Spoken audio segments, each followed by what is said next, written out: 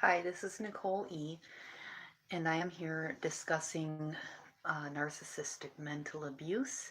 This is episode 7, and I'm going to talk about the marriage and how we decided to go about things. Okay, so in fine detail, it's very hard to describe these things. So if it seems like I'm rushing, it's because I don't to take up a lot of time in these videos. So we decided to get married based on the fact that we went to get a marriage license and it said that we had 30 days to get married, and I wasn't really ready for that, but he was sort of pushing for it, and I let my guard down, and t- I just said we could do it on October the 18th.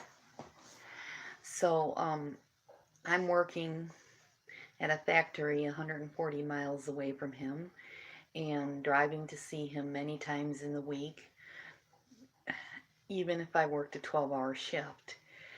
And I knew that I was getting time off, so I decided to get married on October the 18th. Um,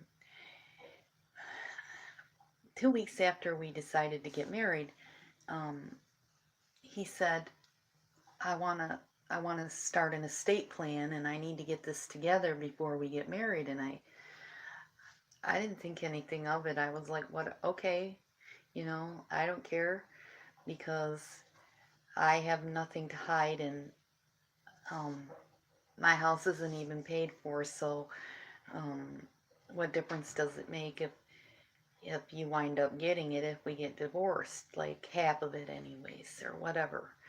So I decided that I was I was going to go along with him on an estate plan, and I suggested that he put everything in his son's name, half of everything in his son's name, because that's who he wanted to have the property to when he passed away. But he would mm, later tell me that he wasn't putting anything into his son's name, and um, I also he said to me, well, we're married, and don't you think you should get this house? And I said, no, I know you're older than I am, but if you pass away, I'm going back home and I'm going to be with my kids. I'll go back to my house. I'm not going to take someone's property who worked 30 years, which was his wife working, not him, his wife that passed away. So I'm not going to take things off your son. I just want what I have, and I want to work for what I have, and that's all. I don't need to take your property or your house. So anyhow, he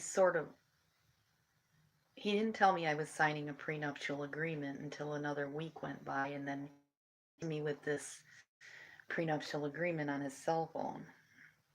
It's a week before we're about to be married. He says, I want you to look at this.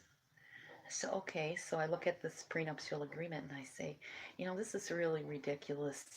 I've already signed a prenuptial agreement before, and I'm going to tell you something. When you sign a prenuptial agreement, what happens is that um, you're giving the other party the ability to do things like abuse you, and giving them all of the power and saying that you don't care. And I said, just because I am not all about the money, this doesn't mean that I don't care. And I told him I really didn't want to sign this prenuptial agreement. I asked him to put the property about this search. Finally, I said, fine, I'll sign the prenuptial agreement, even though I think that I'm not after anything. I just want someone to love me. So he makes an appointment for 3 days before we get married to go to the lawyer's office. Of course, I don't have any money for a lawyer because I'm on a fixed income, and I asked him several times for a copy of the actual prenuptial agreement on a piece of paper so that I can read through this prenuptial agreement and write down any questions I might have before signing it. So he didn't do that. He didn't give a shit whether I wanted that or not. He didn't provide me with a copy of it. He didn't even text me the copy he had on his cellular telephone.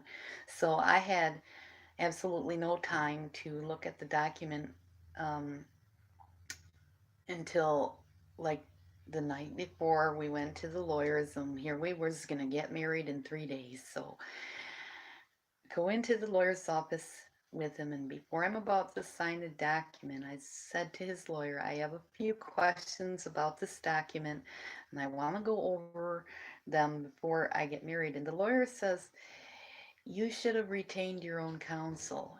And I'm saying, are you joking me? I'm not going to sign a document where I don't know what's going on. So I asked him very brief, limited questions about the document.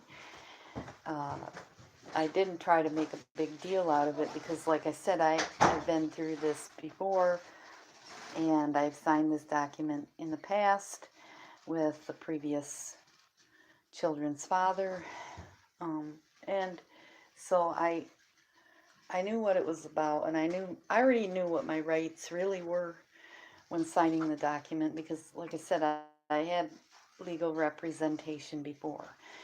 But the point is that my husband, ex, that I was getting married to, he had the money to get me legal representation to make things fair, but he refused.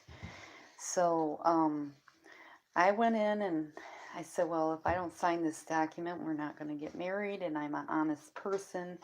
So I signed a bleeding document, even though I felt bad about it. And I probably never should have. I probably should have just said no and not marry. Would be all safe right now, you know. So I know it was so stupid of me, really. Not necessarily because it's about money, but because when you sign a legal document that says that they retain the rights to all of the marital property after marriage and that they can, everything is split down the middle, the courts, your sacrifice could be greater than his sacrifice. He could be beating the living tar out of you, and you're going to walk away with absolute, and that is not necessarily fair in the eyes of what marriage, the institute of marriage is supposed to be 50-50. And when you're doing all of the driving and also being verbally abused and things like that, and you putting in more than 100% and making a lot of sacrifices, you should receive some of the marital property. Now, whether or not that means that you should be entitled is up to the judge. But the truth of the matter is that when someone abuses you in a marriage and you have proof of that, which I do, you really shouldn't be receiving. So that is just ridiculous.